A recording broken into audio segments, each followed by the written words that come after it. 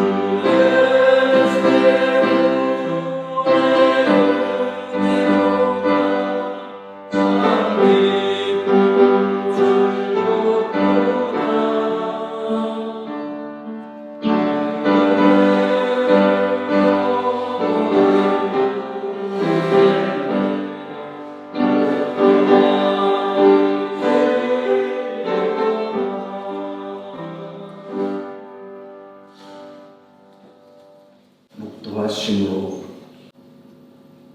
4월 세 번째 주일 예배를 성부와 성자와 성령님께 드리겠습니다. 목도하시겠습니다.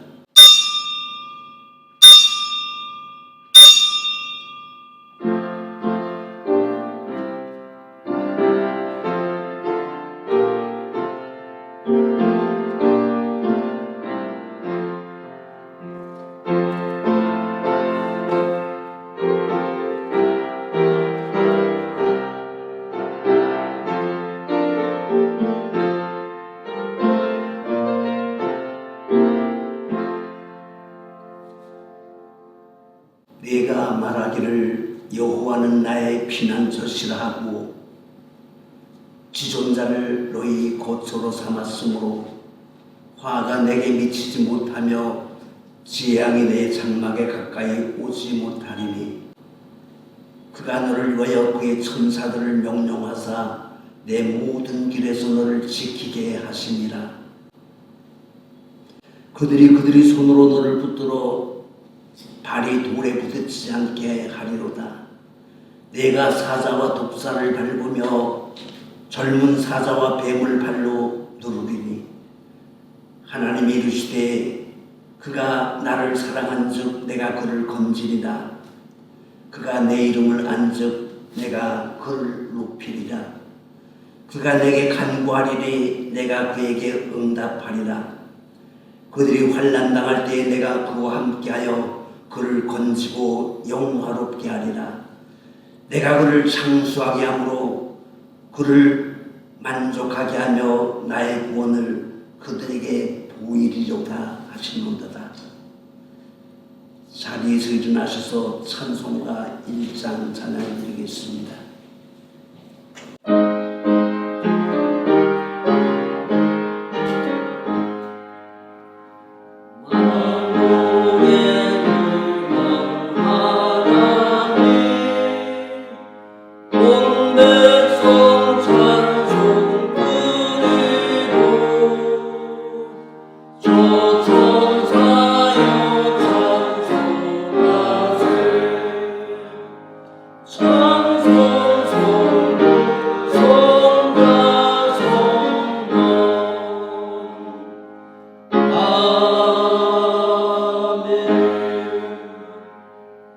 전능하사 천지를 만드신 하나님 아버지를 내가 믿사오며 그 외아들 우리 주 예수 그리스도를 믿사오니 이는 성령으로 잉태하사 동정녀 마리아에게 나시고 본디오 빌라도에게 고난을 받으사 십자가에 못 박혀 죽으시고 장사한 지 사흘 만에 죽은 자 가운데서 다시 살아나시며 하늘에 오르사 전능하신 하나님 우편에 앉아 계시다가 저리로서 산자와 죽은 자를 심판하러 오시며 성령을 믿사오며 거룩한 공회와 성도가 서로 교통하는 것과 죄를 사하여 주시는 것과 몸이 다시 사는 것과 영원히 사는 것을 믿사오나이다.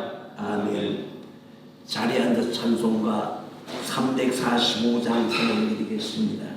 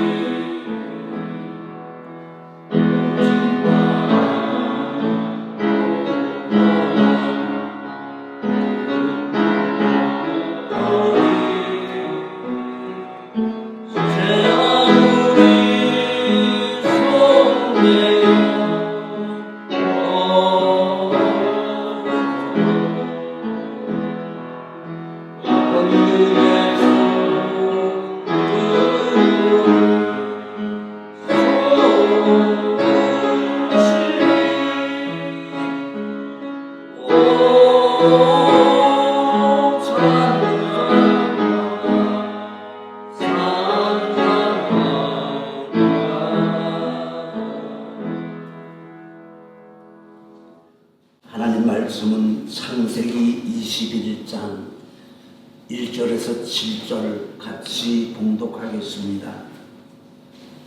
창세기 21장 1절에서 7절입니다. 여호와께서 말씀하신 대로 사라를 돌보셨고 하나님께서 말씀하신 대로 사라에게 행하셨으므로 사라가 임신하고 하나님 말씀하신 시기가 되어 노년에 아브라함에게 아들을 낳으니 아브라함이 그에게 태어난 아들 곧 사라가 자기의 낳은 아들 이름을 하여 이삭이라 하였고 그 아들 이삭이 낳은 지 8년 만에 그가 하나님의 명령하신 대로 할례를 행하였더라. 아브라함이 그의 아들 이삭이 그에게 태어날 때에 백세라. 사라가 이르되 하나님이 나를 웃게 하시니 듣는 자가 다 너와 함께 웃으리로다. 또 이르시되 사라자가 자식을 먹였다고 누가 아브라함에게 말하였으리오마는 아브라함의 노경에 내가 아들을 낳았도다 하니라. 아멘.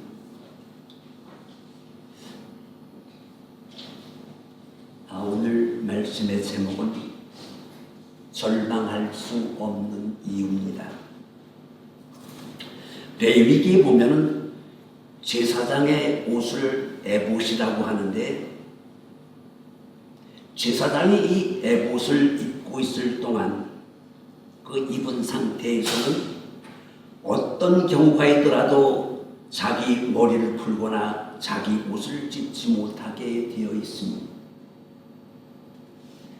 이스라엘 사람들은 마음의 근심이 쌓이고 절망적인 상황에 이르게 되면 그들은 머리를 풀어헤치고 옷을 찢고 통곡을 하는 것이 습관이었기 때문인 것입니다.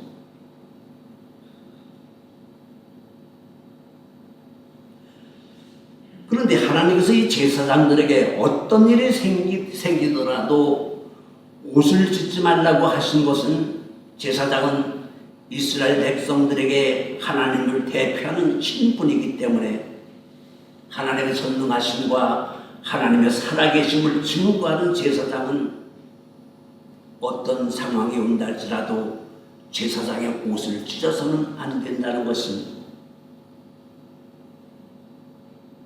그 이유는 하나님을 믿는 모든 사람들은 어떤 절망스러운 일이 있다 할지라도 절망할 필요가 없다는 것입니다.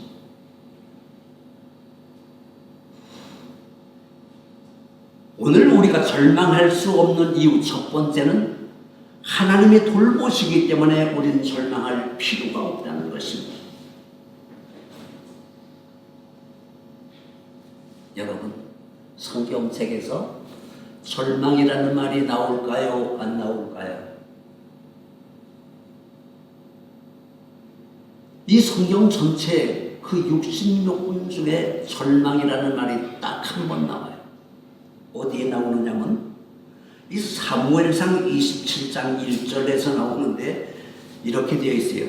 다윗이 그 마음에 생각하기를 내가 후일에는 사울의 손에 망하리니 내가 블레셋 사람의 땅으로 피하여 들어가는 것이 상책이겠다 이렇게 생각합니다.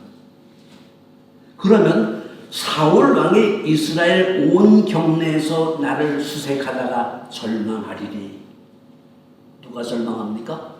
다윗이 쫓겨다니는 다윗이 절망하는 것이 아니라 다윗을 죽이려고 쫓아다니는 사울 왕이 절망한다는 것입니다.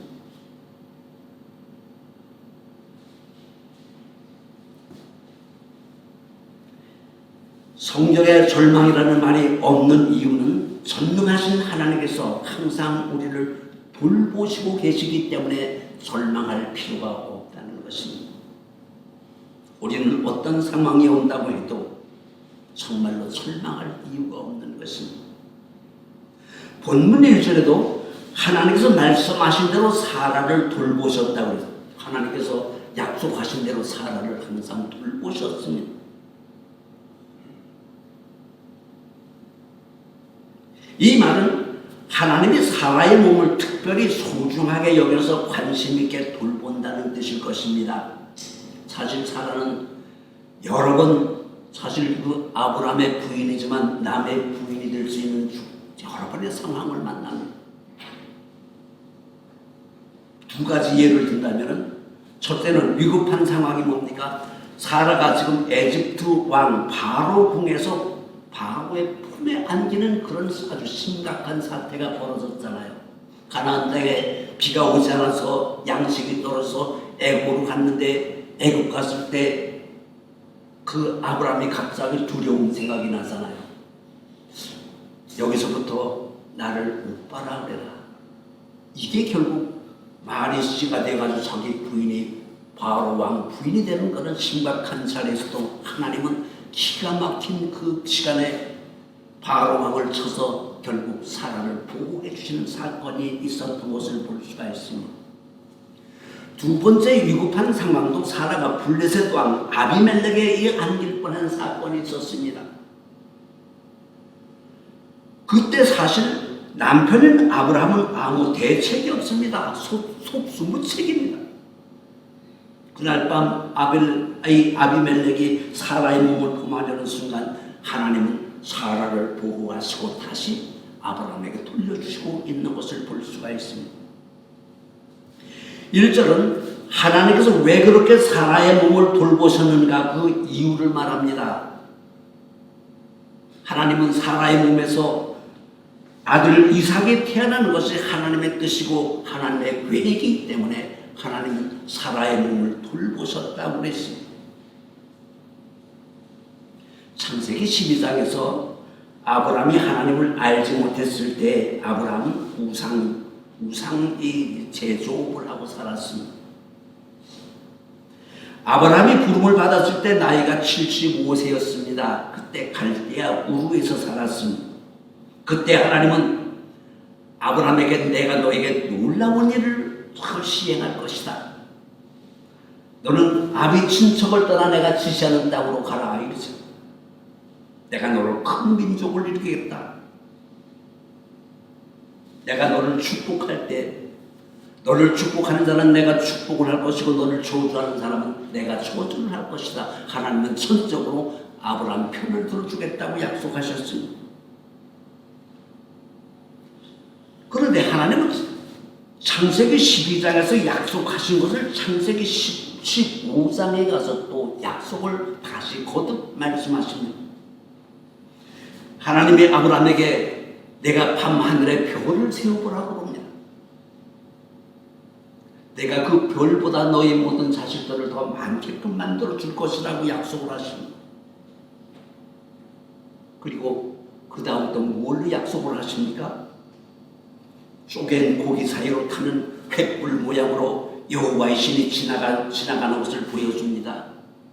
이것을 하나님께서 그 약속은 정말로 생명을 걸고 이 약속을 이루겠다는 그 확신을 보여준 사건이었습니다.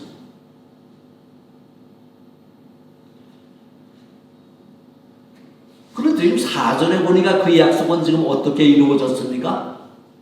아브라함이 하나님의 약속을 믿든지 안 믿든지 상관없이 하나님은 자기의 약속을 아브라함에게 지켰기 때문에 100세가 된 아브라함에게 아들을 낳게끔 만들어 줬다는 것입니다. 사라가 하나님의 약속을 받았을 때 65세였습니다.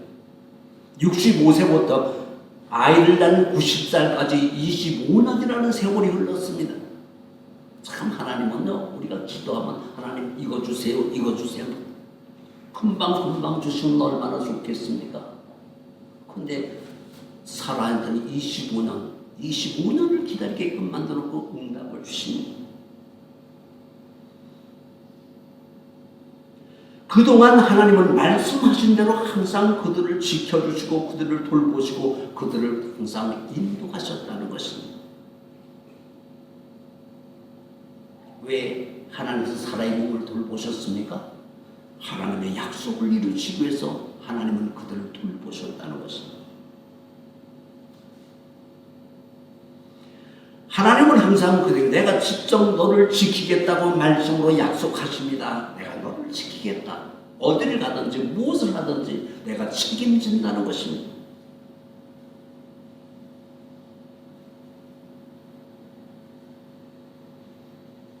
여러분, 우리가 정말로 예수를 믿으면서 왜 절망적인 상황 속에서 절망을 해서는 안 되는 이유가 뭡니까?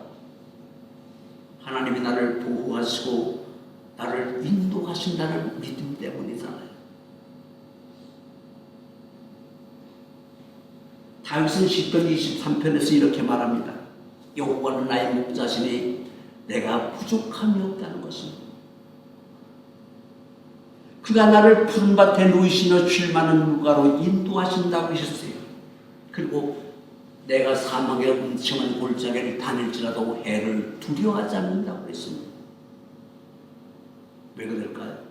하나님 나를 돌보신다는 것을 알고 있기 때문에, 확실하게 믿고 있기 때문에 다윗은 사망의 음침한 골짜기를 혼자 다니면서도 겁없이 다녔습니다. 원수의 목전에서 성을 베풀어 주신 하나님이셨습니다. 그런데 우리는 하나님께서 모든 걸 다 책임진다고 말씀하시는데, 우리는 사람이기 때문에 문제가 생기면 어떡합니까? 자꾸 근심이 되고 걱정이 되잖아요. 왜 그럴까요? 우리의 믿음이 부족하기 때문이죠.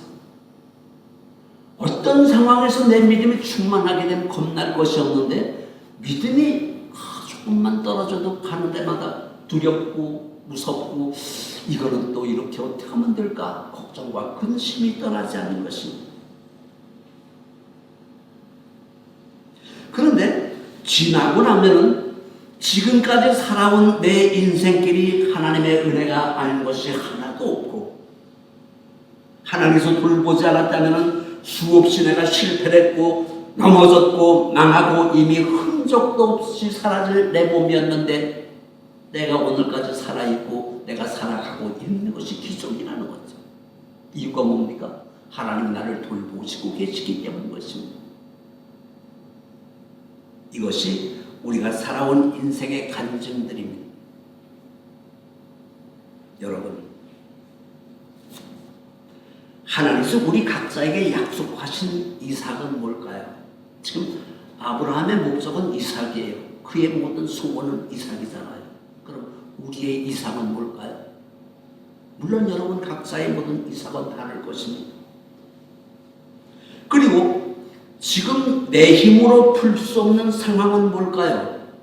정말로 이것 하나 됐으면 좋겠는데 안 되는 일들이 있잖아요. 이게 뭡니까? 이것이 이삭이잖아요. 아브라함과 사라의 모든 목적과 그의 꿈과 소원이 아들 하나 낳는 것이라면, 오늘 우리의 모든 문제도 그들이 아들 하나 바라는 것처럼 내가 꼭 하나 있었으면 좋겠다고 바라는 이삭이 있어야 된다는 것입니다. 내가 신앙생활에 이거 하나 이루고 싶다는 목적이 있어야 되잖아요.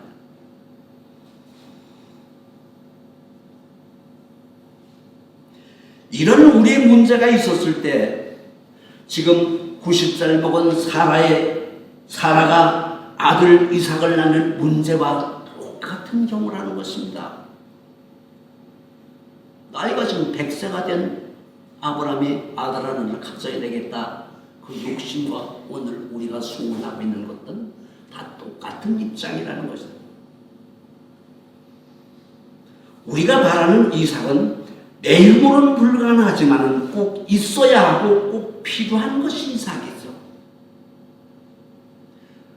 우리가 신앙생활을 하면서 바라고 원하는 소망이 뭡니까? 그게 바로 100살 먹은 아브라함이 간절하게 기대하고 바랐던 이삭처럼 우리의 모든 꿈과 소망도 오늘 그 이루는 방법은 아브라함과 사라와 똑같다는 것입니다. 2절에 보면 하나님이 90살 먹은 사라에게 하나님은 뭘 하셨습니까? 그들이 바라는 이삭, 90살 먹은 사라에게 하나님은 지금 뭘 하시면 내년에 아들이 있을 것이라고 말합니다. 그런데 사라가 비웃었어요. 믿음으로 하나님의 말씀을 신뢰하기보다는 자기의 임신할 수 없는 몸을 보고 났을 때 그 상황을 보고 웃었다는 것입니다. 그런데 하나님은 사라의 마음을 돌이켜 기대감을 갖게끔 만드십니다. 내 몸은 비록 늙고 정말로 노쇠하지만 내가 역사하신다는 거죠. 우주 만물을 말씀으로 창조하신 그 하나님이 내가 책임지겠다고 말씀하십니다.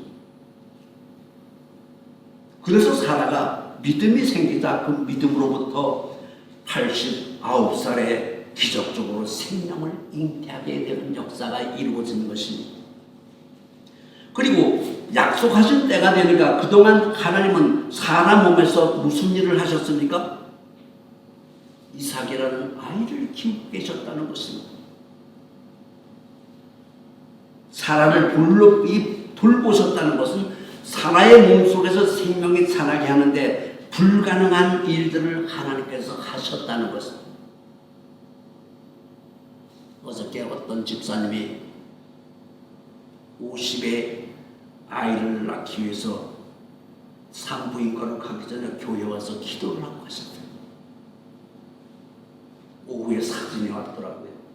아들 아주 꼭 자기 닮은 아들을 하나는 사진을 보내줬어요. 너무너무 감사하고 고마워서 50살의 아들을 얼마나 기쁘겠습니까? 내가 이렇게 기쁜데 집사님은 얼마나 더 기쁘겠냐고. 아들이 꼭 정말 아버지 닮았다고 우리 기도로 잘 키우자고 메시지를 보냈어요.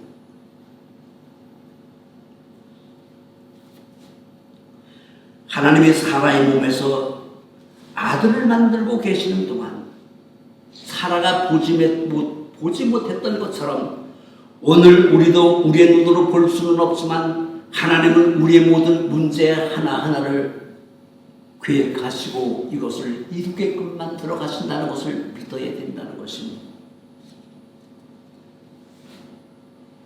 여러분, 정말로 하나님께서 약속하신 여러분의 이삭은 뭘까요? 뭘 약속하셨을까요? 오늘 우리가 이것을 생각하면서 한번 이 말씀을 곰곰이 새겨들어야 돼요. 왜냐하면 저와 여러분들을 하나님께서 지금도 돌보시기 때문인 것입니다. 하나님은 우리를 돌보시는 거예요. 이것만 잊어버리지 않는다면 하나님은 우리의 모든 삶을 계획하시고 이끌으시고 가는 곳마다 이기게끔 만드시고 원하는 모든 소망들이 이루어지게끔 만들어 주신다는 것입니다. 두 번째, 절망할 수 없는 이유는 하나님은 우리를 웃게 하시기 때문인 것입니다. 지금 3절에 보면 사라가 아들을 낳았어요. 아브라함이 보자마자 이름을 붙여줬습니다. 아기 이름을 이삭이라고 붙였어요. 이 히브리 말은 이즈악인데 이것은 옛날에 벌써 하나님께서 이름을 지어주신 이름이죠. 하나님이 아기를 낳기 1년 전에 너에게 아들을 주겠다 약속하시면서 아브라함이 속으로 웃었잖아요. 사라도 18장에 보면 장막도에서 그 얘기를 듣고 속으로 웃었다고 그랬어요.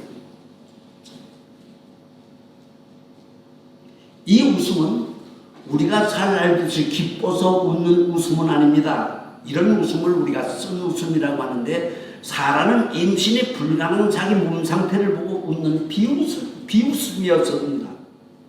그래서 하나님의 사자가 아브라함이 사라야 내가 웃었지 그러면서 아들을 낳으면 이삭이라 이렇게 하라고 이름을 지어주신 경우가 있었습니다. 그런데 정말로 하나님 말씀대로 아들을 낳아버린 아브라함이 집에서 웃음꽃이 피기 시작합니다. 6절에 보니까 하나님이 나에게 웃음을 주셨구나. 이 웃음이라는 웃음은요 정말로 기쁜 웃음이고 감사하는 웃음이고 즐거움의 웃음이고 행복한 웃음인 것입니다. 우리가 정말로 힘들고 어려운 모든 고통 속에 그래도 절망하지 않고 기다리고 있다면 때가 되면 하나님은 우리를 정말로 기쁘고 즐겁게끔 해주시는 역사가 있게 된다는 것을 믿으라는 것이에요. 이 경우가 좀 그런 거잖아요. 이럴 때 우리가 쓰는 말은 너무 좋으면 어떻게 돼? 입이 귀에 걸렸다고 그러잖아요. 너무 좋아서 입을 다물 수가 없는 거세요. 어제 그 집사님도 50아들 낳고 어제 하루 종일 입이 다물어서 그 입이 귀에 걸렸을 것입니다. 100살 된 아브라함이 자기 품에 갓 태어난 아들 이삭을 안았을 때 아브라함의 표정이 어땠을까요? 하나님께서 약속하셨지만 그것은 불가능한 일이라고 생각했는데 내가 이 아들을 내가 품에 안을 수가 있다니, 정말로 생신자이지만 꼬집어 오면서 그 아들을 안고 너무너무 기뻐하는 웃음을 웃는 아브라함의 모습을 볼 수가 있는 것입니다. 믿음이라는 것은 이렇게 불가능한 것이 가능하게 되는 것을 믿는 것이죠. 안 되는 것이 되게끔 되는 것을 믿는 것입니다. 이게 살아있는 믿음이고 이게 하나님께서 기대하시는 믿음이라는 것이죠. 우리가 기도 응답이라고 할 때 하나님의 약속하신 것이 이루어진 것을 우리는 기도의 응답이라고 하죠. 내가 원하는, 정말로 아브라함이 이삭을 원했던 것처럼 내가 원하고 정말로 기도했더니 하나님은 거기에 응답을 주셨어요. 내 소원에 하나님은 허락을 하신 것이죠. 그러면 우리가 울어야 됩니까? 웃어야 됩니까? 정말로 고통과 고난 중에 하나님의 응답이 탁 떨어지는 순간에 우리는 이 모든 근심과 걱정은 정말로 하나도 남기지 않고 날아가고 이 속에는 기쁨과 그 즐거움이 가득 차게 되는 것이죠. 참, 지금 아브라함이 지금 100세의 아들 낳고 얼마나 참지 못한 기쁨이 있습니까? 온 가족이 지금 웃음이고 그들만 웃는 것이 아니라 주변 사람들 와가지고 참 아브라함이 아들 낳은 것을 축복하면서 얼마나 기뻐했습니까? 오늘 아브라함과 사라는 그 두 사람만 웃게 한 것이 아니라 사람들이 찾아와서 늙은 아브라함을 축하하는 그 모든 축제가 벌어지고, 이 이야기를 우리가 가만히 생각해 보면요, 정말로 어렵고 힘들었던 모든 일들, 근심과 걱정 속에 절망할 수밖에 없는 그런 고통의 시간이 있었는데 내가 그것을 절망을 참고 오직 하나님은 나를 돌보신다는 믿음을 가지고 살아왔더니 하나님은 내게 막 기쁨을 주셨다는 것입니다. 우리가 성공한 사람들의 이야기를 이렇게 하잖아요. 참 고통과 고난 속에 그 가난과 질병 속에 참으로 정말 웃을 일이 없었는데 세월이 지나고 보니까 옛날 이야기를 할 수가 있는 시절이 왔다는 이야기를 하죠. 우리 생명나무 교회도 우리 지금 베트남 아들이 저 뒤에 와 있으면 참 고난과 고통과 그 수없는 그런 역경을 넘어왔잖아요. 그랬더니 전번에 앉아가지고 둘이 얘기하는데 지도 힘들었고 어려웠고 우리 교회도 너무너무 힘들었던 이야기를 하면서 오늘 이런 이야기를 웃으면서 할 수 있었다는 이야기를 할 수가 있었습니다. 여러분, 오늘 우리가 정말 고통스럽고 힘들지만 절망하지 않고 오직 하나님을 믿고 의지한다면 하나님은 반드시 여러분을 웃게끔 만들어 주신다는 것입니다. 이 아브라함과 사라의 웃음 속에는 놀라운 신앙 고백이 담겨 있습니다. 결국 하나님은 해내시는구나. 불가능한 일이, 정말로 안 될 것 같던 일들이 사람의 눈으로는 결코 이것은 이루어질 수 없는 일인데도 불구하고 그 하나님께서 역사하시니까 이런 것들이 이루어질 수가 있다는 것을 지금 이야기하는 것입니다. 오늘 우리가 계획했던 일들이 정말 하노이에서 되는 일을 기억잖아요. 되는 사람보다 안 되는 사람이 훨씬 더 많죠. 수 없는 사람이 지금 보따리 싸는 것을 모습을 보고, 어제도 어떤 옛날에 우리 교회 열심히 나왔던 집사님을 만났는데 그분이 그래요. 참 너무너무 힘들대요. 그분이 식당을 6개를 내서 다 정리하고 지금 2개인가 3개 남았다를 마주 다 정리하라 그랬어요. 1개만 해봐라. 사람들이 너무 없다는 거죠. 근데 이틀에 한 번씩 지금 한국 가는 이 특별기가 있는데 사람들이 너무 많이 갔다는 거예요. 아세아항공 큰 비행기가 이틀에 한 번씩 온답니다. 그래서 하노이에 사는 한국 사람들이 많이 한국을 갔대요. 자기는 경남에서 장사를 하는데 사람들이 너무 없으니까 전화로 주문하는데, 그래서 고민을 하는 그 모습을 보면서 그래도 우리는 그런 어려운 시기가 있다 할지라도 절망하지 않고 하나님 앞에 온전한 믿음으로 오늘 이 어려운 순간을 넘기게 된다면 하나님은 반드시 우리에게 웃음을 주시는 하나님이시라는 것입니다.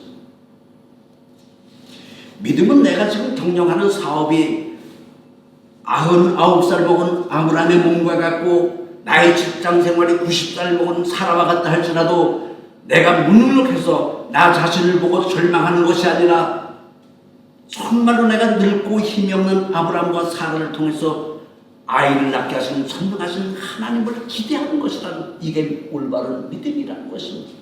나를 보는 것이 아니라, 내 상황을 보는 것이 아니라, 나의 조건을 보는 것이 아니라 그 가운데 역사하시는 하나님을 바라보는 믿음이 있어야 된다는 것입니다.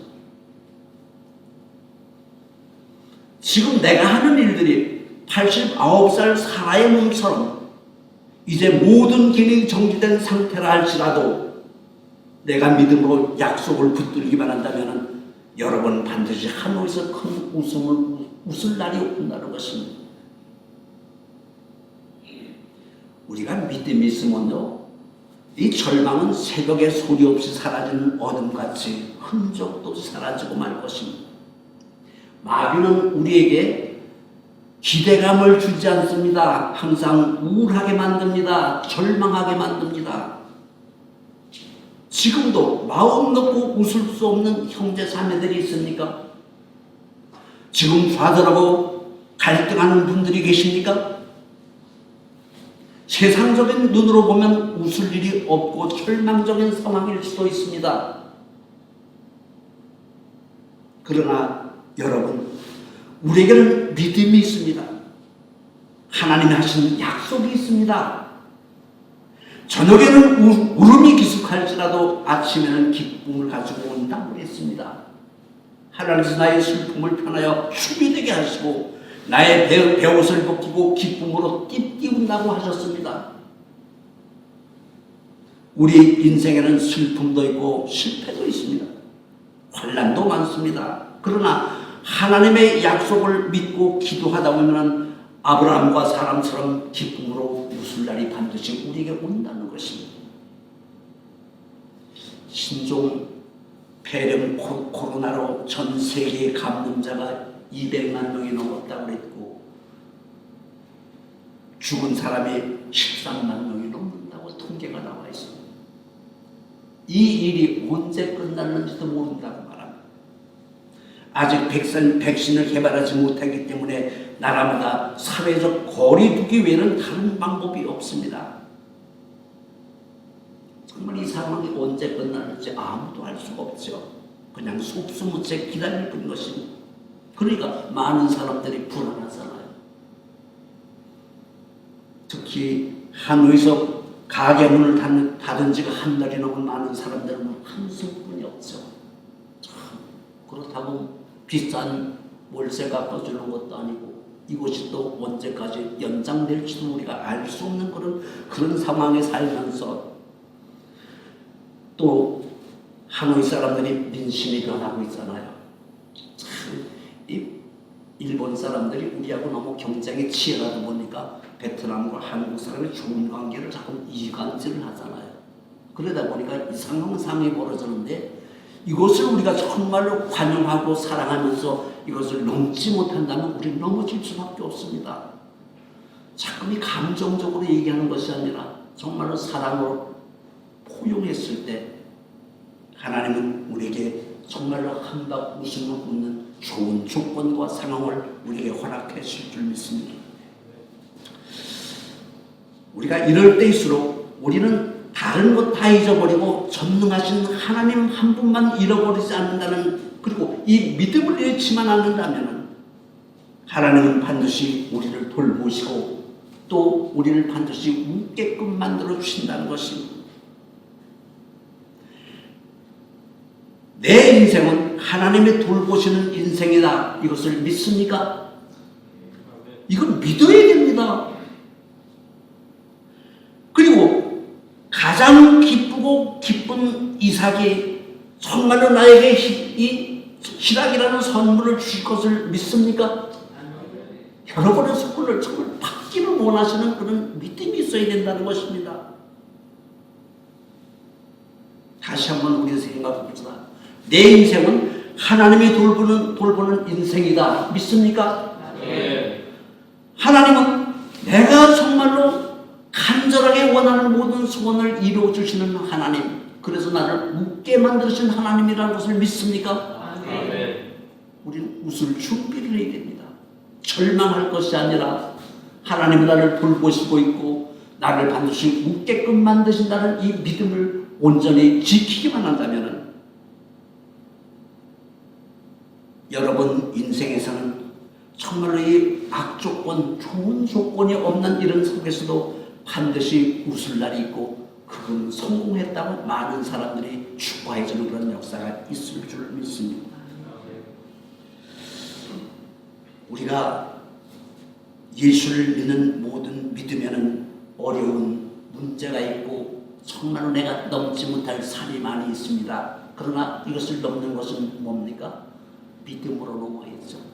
하나님은 나를 돌보신다는 믿음이 변하지 않을 때 이것을 넘을 수가 있고 하나님은 나에게 반드시 기쁨을 주신다는 그 하나님을 온전히 믿었을 때 여러분은 바라고 원하는 그런 아름다운 세상이 반드시 올 거라는 것을 믿음을 가지고 세상 나가서 정말로 세상을 이기는 여러분 되시기를 예수님 이름으로 축원합니다. 전능하신 우리 아버지 하나님, 우리가 정말 생각해볼 때는 힘들고 어렵고 절망할 수밖에 없는 조건과 상황을 가지고 있지만 하나님은 나를 돌보시고 반드시 우리를 웃게 해주실 거라는 믿음을 변치 않고 세상을 나가 싸워 이기는 성도가 되게 해 주시옵소서. 예수님 이름으로 기도드리옵나이다. 찬송가 429장 찬양 드리겠습니다.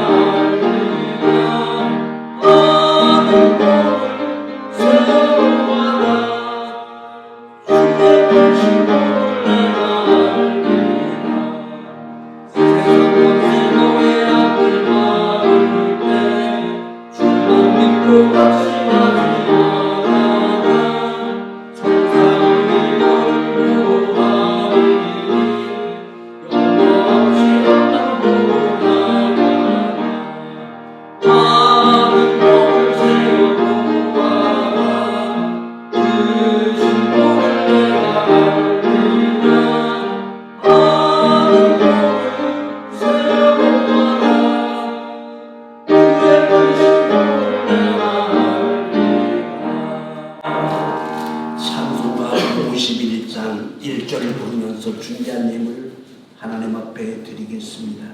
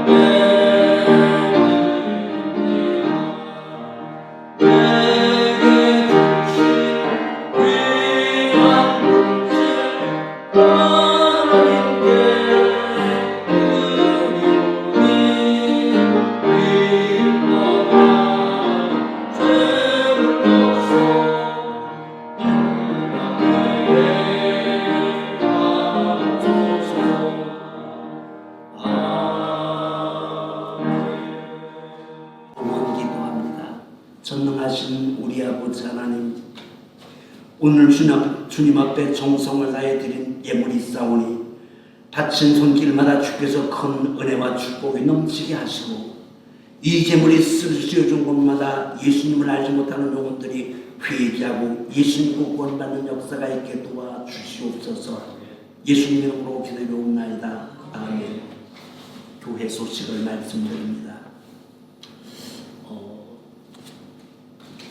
통보가 다음 주일에 다시 이 연휴가 연장된다면 다음 주일 예배를 못 드리고 통보가 오지 않는다면 다음 주일 예배를 드릴 것입니다. 그러니까 만약에 문제가 생기면 이 카톡으로 전부 연락을 드릴 거니까 보시고 아마 지금 현재로 것은 다음 주일 예배를 드릴 수가 있다는 생각이 듭니다. 그래서 꼭 교회에서 예배를 드릴 수 있도록 기도해 주시면 고맙겠습니다. 자리에서 일어나서 찬송가 6장 찬양드립니다.